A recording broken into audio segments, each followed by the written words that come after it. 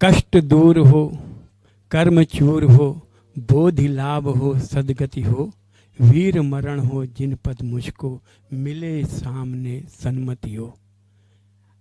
परम पूज्य प्रमाण सागर जी मुनि महाराज के श्री चरणों में हम सभी गौरेला समाज के श्रावकों का, वस्तुतः प्रामाणिक भक्तों का बारंबार नमोस्तु नमोस्तु नमोस्तु भगवान।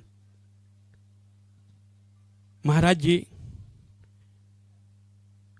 1994 के वर्ष में आपका हम सबको बहुत सानिध्य मिला महाराज जी, और आपकी प्रेरणा से हमारा समाज पुष्पित और पल्लवित हुआ।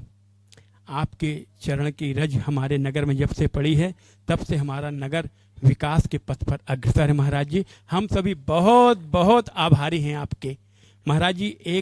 एक मेरी छोटी सी याचना है और फिर एक शंका है। वैसे शंका तो आपके श्री चरणों को देख के सारी निर्मूल हो जाती हैं, शंकाएं तो रहती ही नहीं हैं, इसलिए शंका तो नहीं है, बस ज्ञान वृद्धि है। एक तो ये महाराज जी की हमारे नगर फिर एक प्यासे घाट की तरह आपकी प्रतीक्षा कर रहा है, तो आपकी चरण रज पाना चाहते हैं। संपूर्ण समाज आज यहाँ उपस्थित है। बोलिए पूज्य मुनि प्रमाण सागर जी मुनि महाराज की।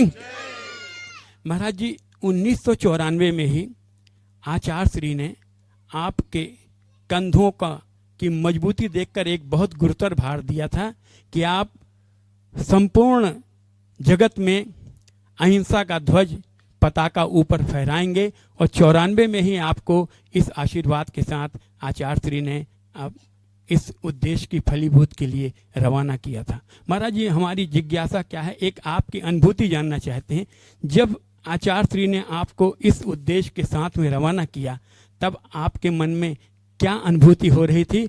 और तब से हम ये देख रहे हैं कि आप उन चंद मणियों में हैं जिन्होंने गुरु जी की पताका आकाश की ऊंचाइयों तक फहराई है। तो हम पूरा संपूर्ण भारत का जैन समाज आपका बहुत बहुत आभारी है महाराज जी। नमोस्तु नमोस्तु नमोस्तु महाराज। आपने अतीत की स्मृति ताजी करा दी। गुरु चरणों में हमें बहुत निकट रहने का सुयोग मिला। गुरुदेव की बड़ी कृपा भी मुझ पर बरसी। 1989 से 92 तक बीच में बाहर चातुर्मास हुए।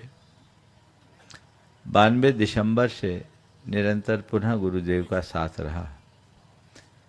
93 के चातुर्मास के बाद 94 में अमरकंटक में प्रवास रहा, और उस समय गुरु चरणों का भरपूर लाभ मिला। एक दिन अमरकंटक में उन्होंने मुझे बुलाया और बुला करके कहा, अकेले को बुलाया, यहाँ काफ़ी दिन हो गए, अब बिहार करना है।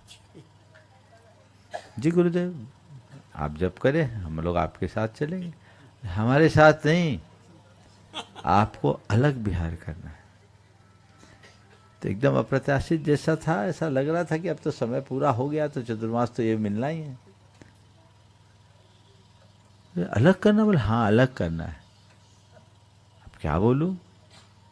मैंने कहा गुरुदेव मुझे अकेले को करना है। बोले अकेले को नहीं, क्षमता सागर जी को और निश्चय को भी घुमा लो।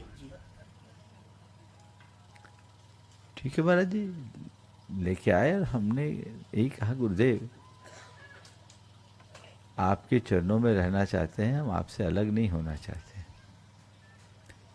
उन्होंने कहा तुम्हारा यहाँ उपयोग क्या है? हमने कहा आपकी चरणों की सेवा से बढ़कर उपयोग और क्या होगा। बोला नहीं आपको जाना है।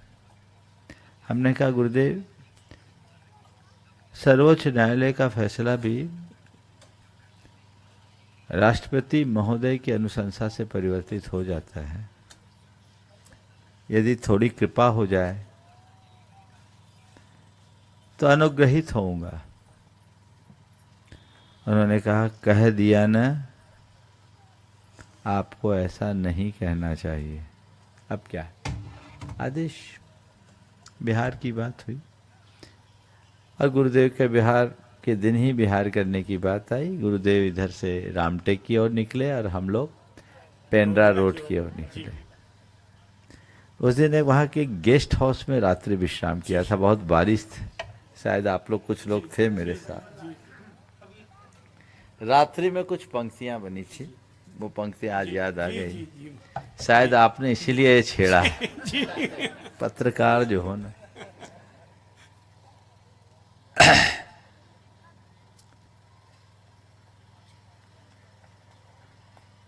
कर्मण्येव अधिकारस्ते, कर्म पे ही तेरा अधिकार है, फलों में नहीं। मनुष्य सदियों से इसे गाता आया है। कर्मण्येव अधिकारस्ते, कर्म पे ही तेरा अधिकार है, फलों में नहीं। मनुष्य सदियों से इसे गाता आया है, परंतु तरु इसे साक्षात निभाता आया है। कच्चे फलों को वो स्वयं में बांधे रखता है, क्योंकि वे अबोध और खट्टे होते हैं। कच्चे फलों को वह स्वयं में बांधे रखता है, क्योंकि वे अबोध और खट्टे होते हैं। मिठास जब भर आती है उनमें, जग को बांट दिया करता है। मिठास जब भर आती है उनमें, जग को बांट दिया करता है। फल देने के लिए होते हैं, अपने लिए नहीं। तरु ने फल को समझाया। ये पंक्तियाँ उस दिन लिखी गई थी, निकट प्रकट हुई थी, और निश्चित गुरुदेव ने यही कहा। और 94 के बाद पुनः गुरु की कृपा से सिंचित होकर हमने विहार किया, और निश्चित गुरु कृपा से उत्तरोत्तर साधना की, आराधना की और प्रभावना की, सबकी सर्वतोमुखी वृद्धि हुई है। ये भी गुरु कृपा का फल है। जी महाराज जी, बिल्कुल। नमो